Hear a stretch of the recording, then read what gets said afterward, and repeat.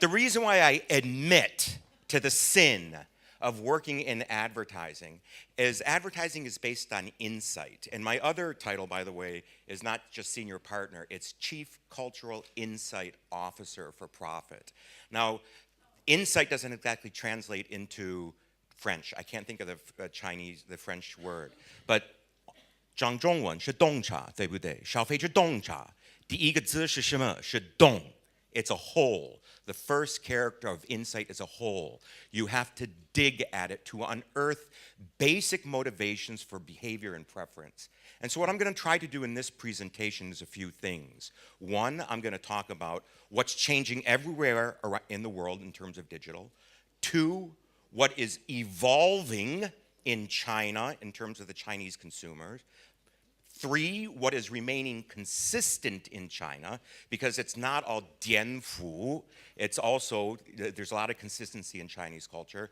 And I will translate that into one master tension in the heart of the new generation of Chinese, and then say 4 rules that marketers can use to apply that. And I have to do this in, I'm sorry, you have not started the clock yet.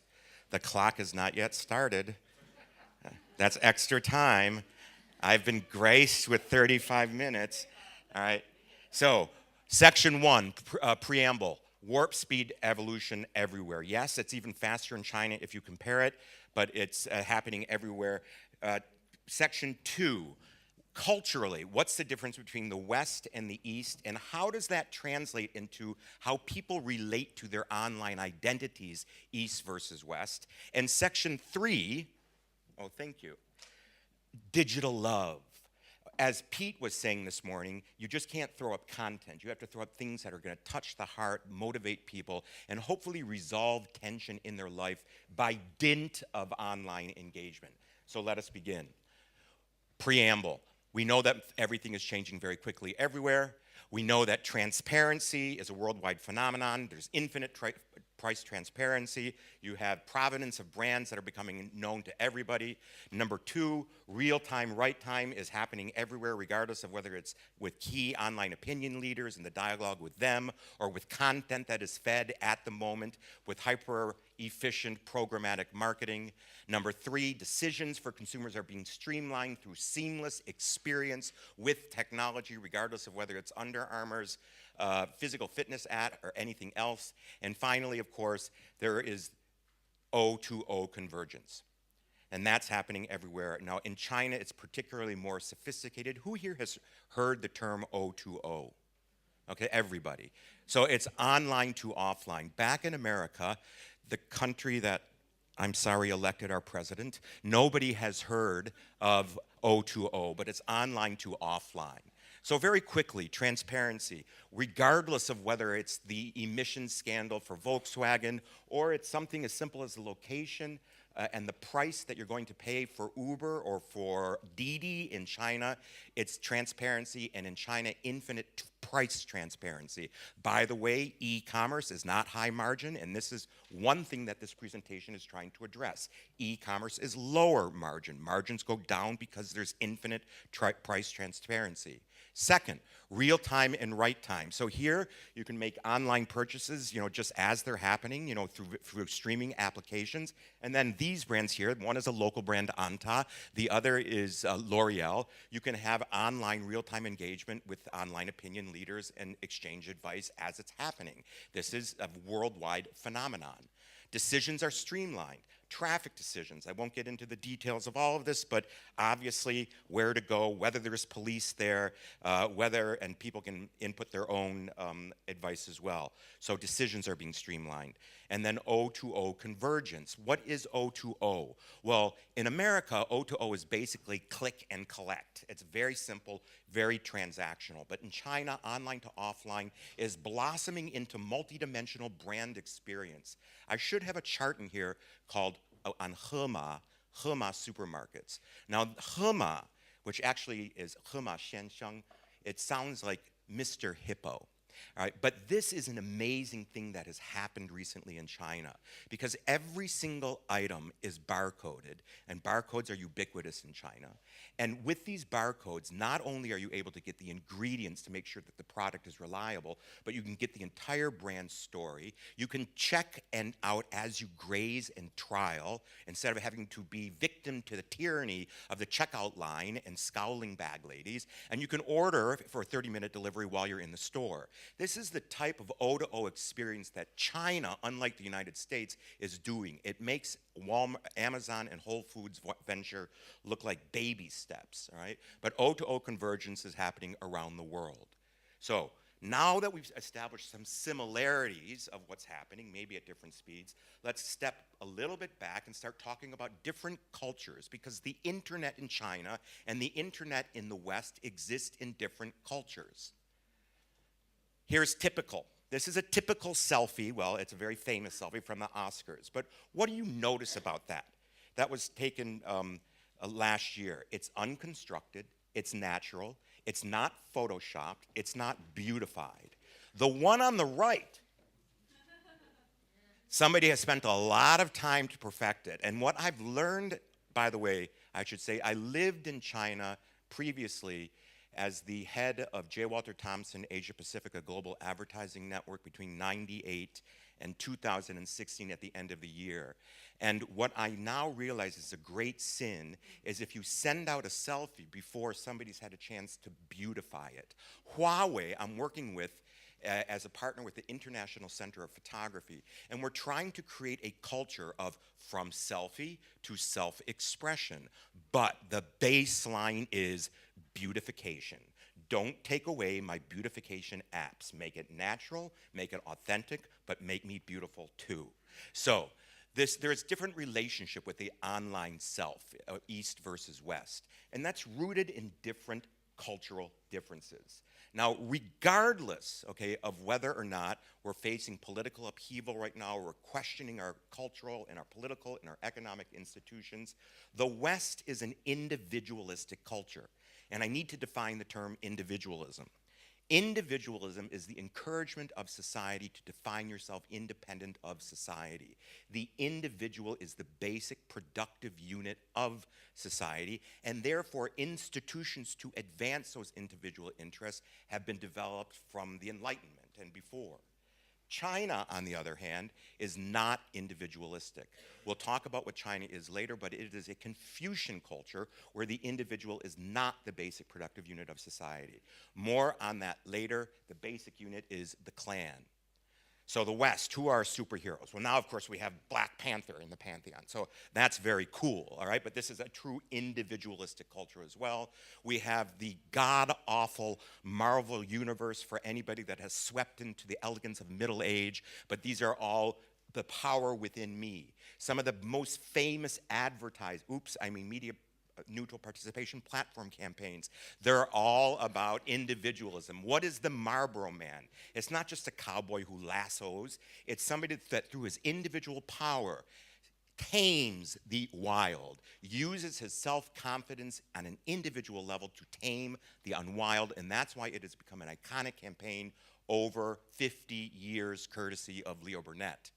Or Nike, what is Just Do It? It is basically a rebellion against the conventions of society, enabling me to say, I don't care whether I'm a little girl, I can beat the big boys at basketball, I don't care whether I am an amputee, I can run a marathon, letting me just do it on the temple of individualism, which is the basketball court or the soccer field. This is individualism.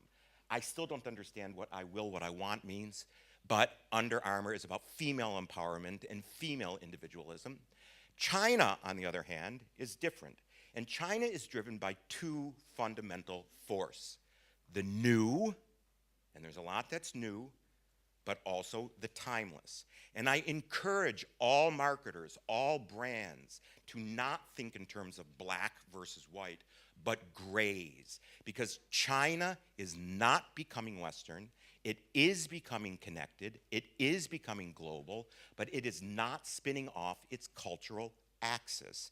China has a 5,000-year proud history, and that is not going to be swept away by 10 years of Ken and Barbie and 5 years of WeChat, all right? But the expression of Chinese culture is going to evolve, all right? So first, what's new? I'm not going to go through all of this a lot because we've already done that this morning. But you know that there's a whole new range of role models and opinion leaders. Back in for the post-'80s, the Ba Ling Ho, there was Han Han.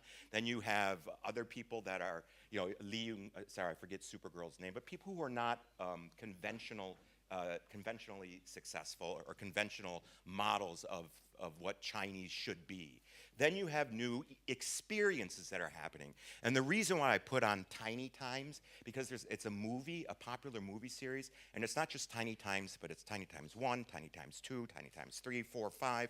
And Tiny Times is a movie about nothing, just having a good time. There's no real plot in it. But here you have more educational experiences, and this is somebody who's teaching an online course in plastic, sorry, what's it called when you, plastic, no, not plastic surgery, design. I'm forgetting what it is. I'm having a mature moment right now, and I apologize. And then, of course, you have leisure and entertainment and a whole new digitally native generation. That's called the Ling Ling Ho, the post-zeros who've never known anything but digital nativity. There's economic liberation that we all know about. Now, this is taking place at a macro national level.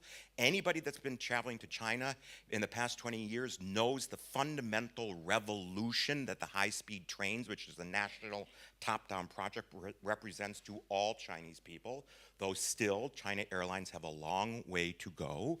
But there's also a consumer revolution, and the consumer revolution is due to increased wealth, as we have discussed many times today, but also traveling and discovering the world and reaching out and embracing a global community as proud Chinese. These are new forces, right? Technological liberation also is deeply personal.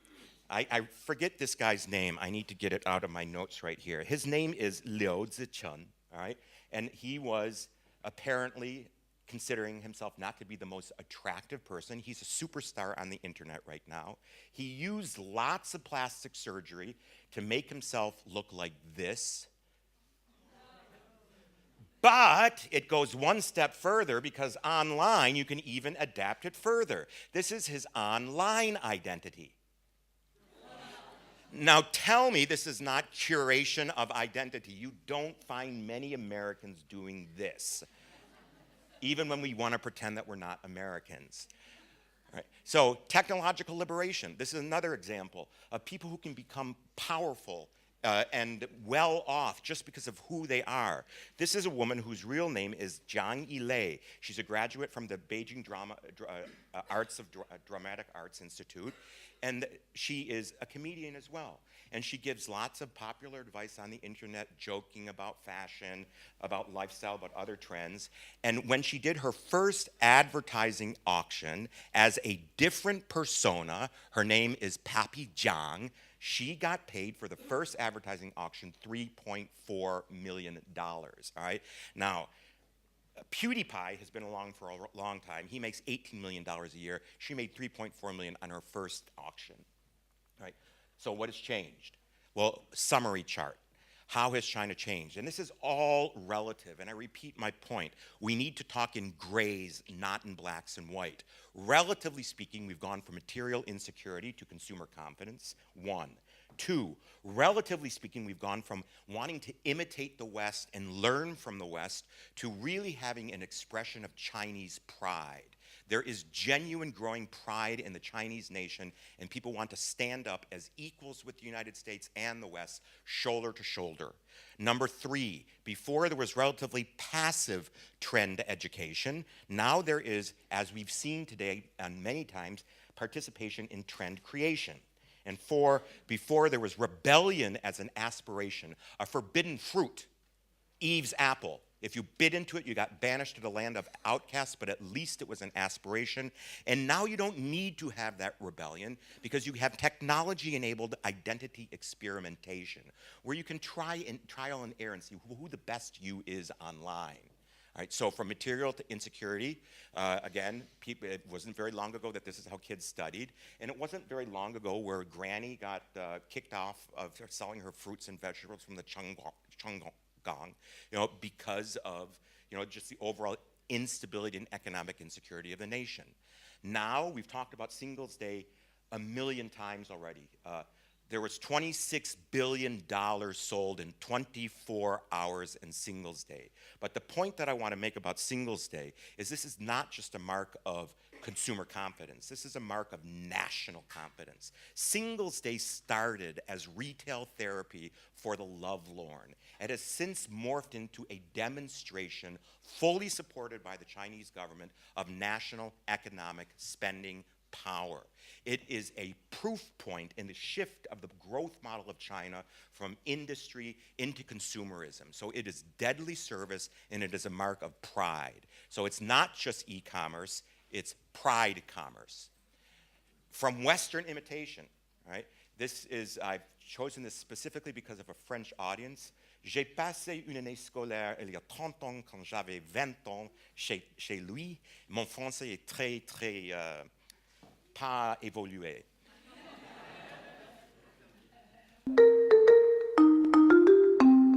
M， 你可以快速的原地跳10次，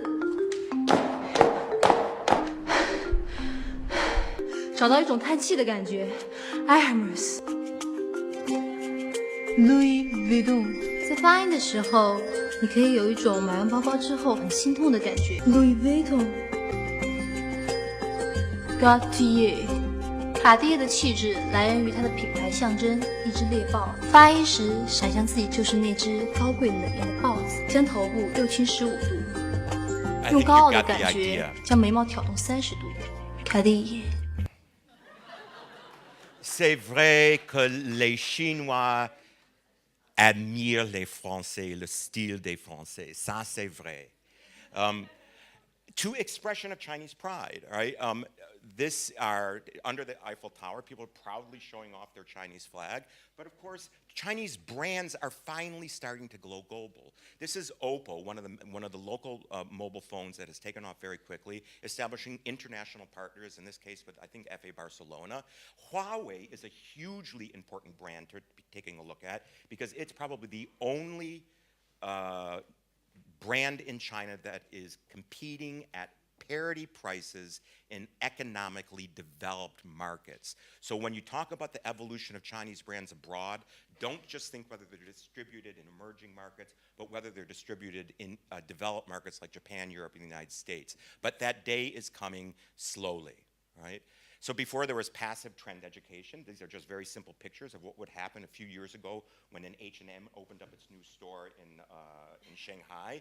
What happened when Apple opened up its first store in Shanghai? There were crowds wanting to learn. And today, of course, there is participation in trend creation. This on my left here is, again, O2O. It's basically cashless snack bar at work where people use the honor system and they pay with WeChat Pay or Alipay to pick something out of the bin. This is something that does not exist in the United States or Europe, at least not that I've noticed. And Mobike, I don't know if you've heard of this brand here, but in the brand relevance index that Profit did, rating the most relevant brands in consumers' lives in China, it ranked number 15. It ranked number 15 out of 500. It's a bike share system because of its global expansion. It is now operating in 200 companies around the world, and this is celebrating its 200th city, Berlin, all right, where it opened. So it is shaping trends for the first time.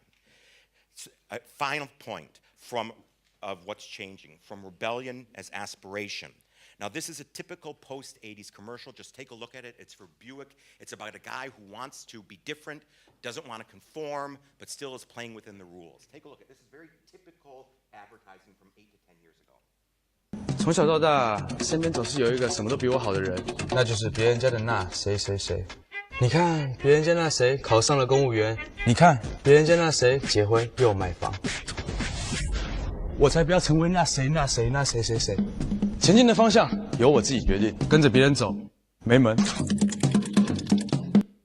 So this advertising is uncool nowadays, all right? This tends to be a little bit more cool, all right? This is Aloha. It is basically a gay version of Instagram. This is all the same person right here, and you can see what he's doing is with the safety of the internet. Remember, you're protected by distance, by digital distance. He's identifying who he really wants to be. Take a look at this video. It starts off by saying, "What about my bag?" Traditional. I want my bag.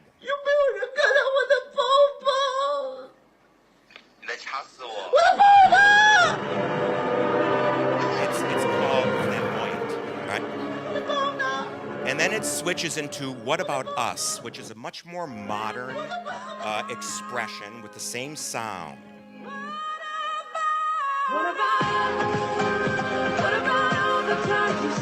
Again, it's safe from a distance. Safe from a distance.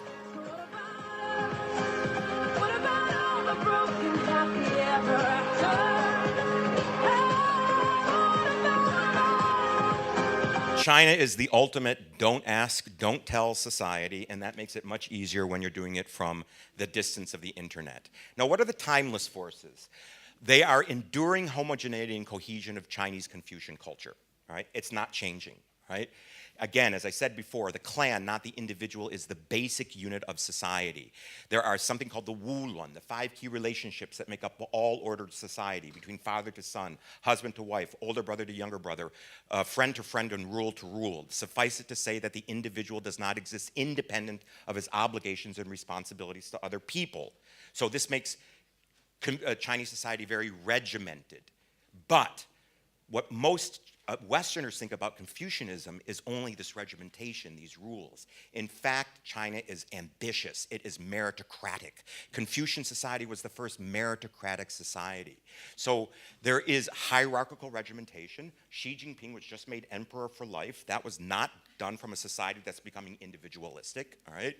But there is a tension in the heart of Chinese people. This tension, which I talked about 5 years ago, is still there. On one hand, it's projection of status. I want other people to acknowledge my contribution to society. I want to be recognized for my achievement. I want to generate face. But also, there is protection. Because institutions are not developed, people do not trust that their economic and social interests are going to be protected. So in the heart of emerging China, not just the middle class, there is this fundamental tension between projection and protection. And this is what the internet and online identity expression resolves. You can call it ambition versus regimentation, right? But the tension that the internet resolves is this: projection. I can be whoever I want to be in the online world. I can have a parallel identity. I can be somebody that is more me than my offline world, but I crave approval, social currency, acceptance, safety, protection from my dazzling persona. So the implication is that brands need to do 2 things in order to truly touch the hearts of Chinese people. I have 13 minutes, and I think I'm going to make it. 1, brands need to, A, provide a platform for emotional release and creative liberation that does not exist in the offline world. And 2, provide social currency and peer endorsement. What is social currency? Social currency is basically the fruit of the sharing economy. Social currency equals face, the fuel of forward advancement in a hierarchical and still regimented Chinese society. So there are 4 ways that I'm suggesting that we do this. 1, release me from old world constraints. 2, empower me to live new dreams that I can't live on the offline world. 3,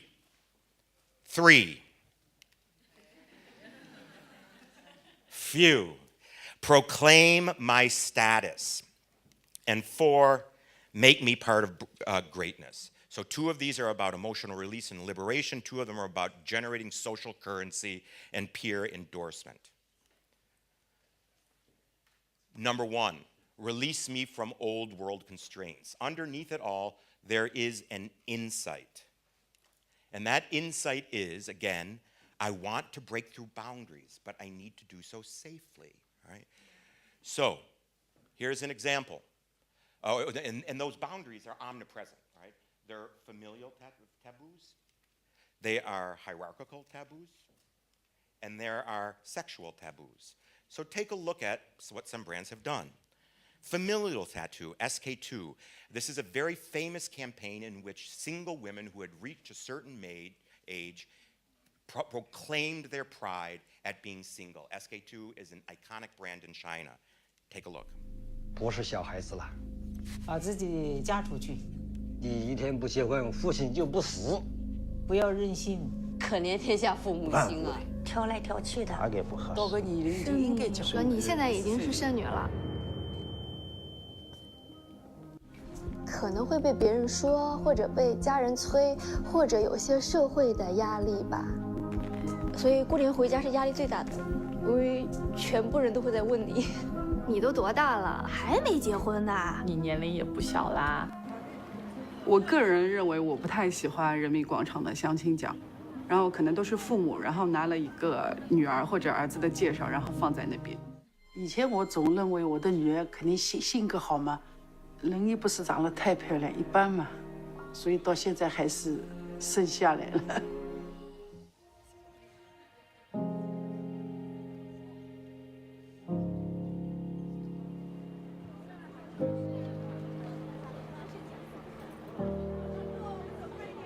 我就算一个人。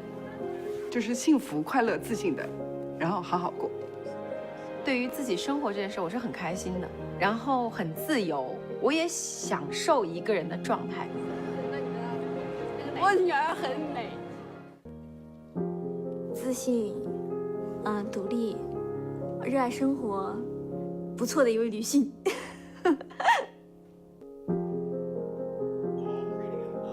Movement. That, of course, crosses into offline. SK2, change destiny. Hierarchical taboos. China is still a very hierarchical taboo society when it comes to anything in the workplace, and this has not changed in the past 20 years. At a round table, hierarchy rules. You do not contradict the boss. But this is a game, King of Glory, that's sponsored by Tencent, and they started a conversation both online and offline to say, if you've got a real stuff, when you're playing a game with your boss, you can beat him. Take a look. 职场是职场，游戏是游戏。在职场中，我和老板的关系是上下等级关系，我必须尊重他，不轻易的去顶撞他，对不对？在游戏里，我们是对手啊，对对手的最大尊重是什么？尽情厮杀呀！这是截然不同的两回事。之所以你会不由自主认为说，在游戏里头，我这个员工应该要对老板放水，就两种可能。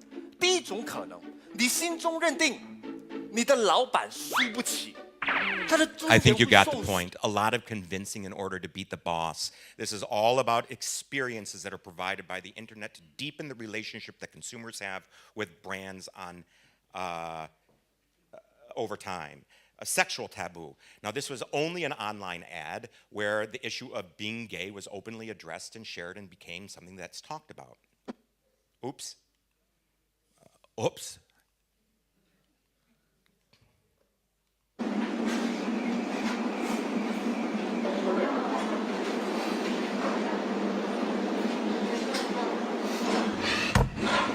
Bah.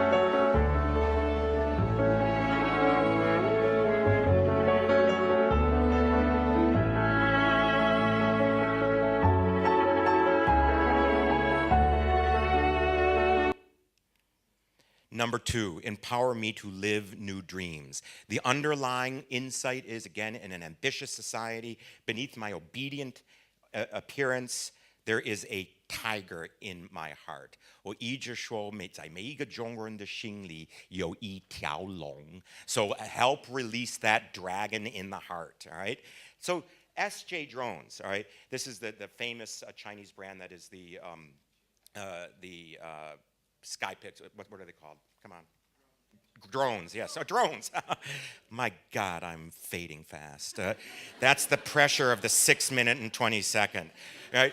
But one insight about China is that success is always vertical. People want to go to the top of the mountain. They want to climb up to the top of Mount Glory.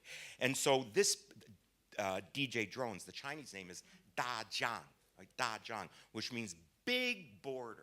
So this is larger than life. So take a look at this ad, which really goes vertical, giving you a godlike view.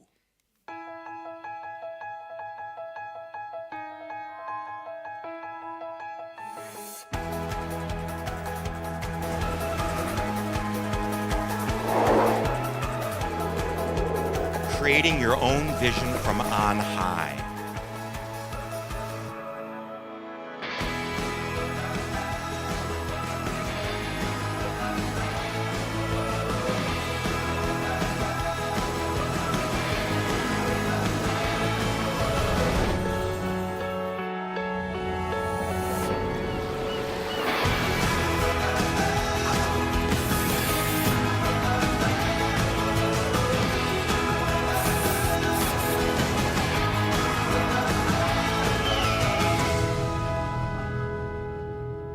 Endow with godlike vision. Intel, reborn as a hero. We don't have time for this one because of 4 minutes and 50 seconds, but what this is using real sense technology to actually take somebody's face and put them in the middle of a historical drama. You know, and Intel did this online and offline at a series of huge events, and unfortunately we don't have time for the video today. But there it was. Number 3, proclaim my status. And I like to call online buying not just e-commerce, but I like to call it pride commerce. I am acutely conscious of my image in a society that craves external acknowledgement. I am what I buy. Again, pride commerce. So this is the most popular SUV in China. It's a local brand, and it is a community of people that express their pride in the brand. Xiaomi lifestyle has turned into an emerging market global phenomena, and there are Xiaomi fans, and there's an online community that actually helps update the operating system. Even Adidas, an international brand, is pride, and they talk about #MyGirls, okay? So pride of affiliation, pride of belonging, pride of purchase. Right? So you want to project pride in yourself over 3 different dimensions of being a well-balanced person, a modern person, somebody who is discerning, somebody who is green, green is trendy, and somebody who is worldly. All right? So each purchase can do that, but it needs to, again, generate social currency. This is Rose Only Florist. Long story short, it's like a wedding ring. It can be personalized with a personalized message. And this says here, you are my one and only forever love. And we don't want to get talking about Chinese men and Chinese women, but the burden on Chinese men to prove their love is a big fudang. It's heavy, all right? But it's discerning taste that is written, engraved into the card. Or green lifestyle. This is Hey Juice.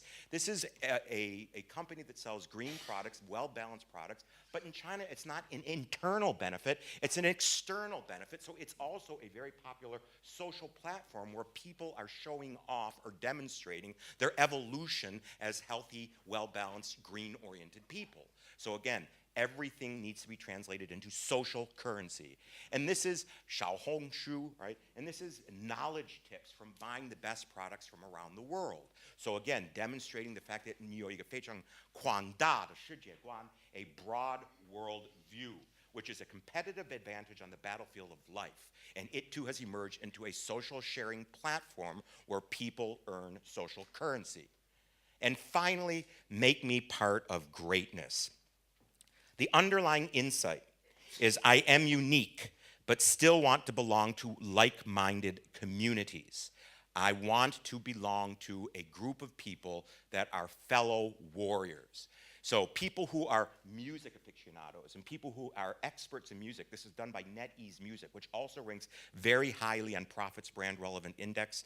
They had an ad campaign featuring comments from users about music, insight into musical taste, that was posted all over the nation's subway systems. So your own personal comment becomes publicly displayed in the subway. You've got taste, you've got insight, you know what's ahead of the curve. And again, don't have time for this video here, but in order to get people to run in China, not an easy task, you have to turn what is essentially a private activity into something that is a group activity, again, of like-minded warriors. So what Nike and New Balance did to try and compete too late with Nike and Adidas is they had this huge group night running marathon that by running more, you were able to illuminate, you know, the entire skyline of Pudong, right? So again, night epic marathon, a group activity, means to an end, enlightening and lighting up the entire sky, and at the same time creating a record in terms of how many aggregate miles were run. So, 30 seconds left. There are guiding principles of online engagement. We have basically said that China is evolving very quickly, but it is not spinning off its cultural axis. There is still a unifying tension between projection and protection, projection of status versus protection of economic and social interests.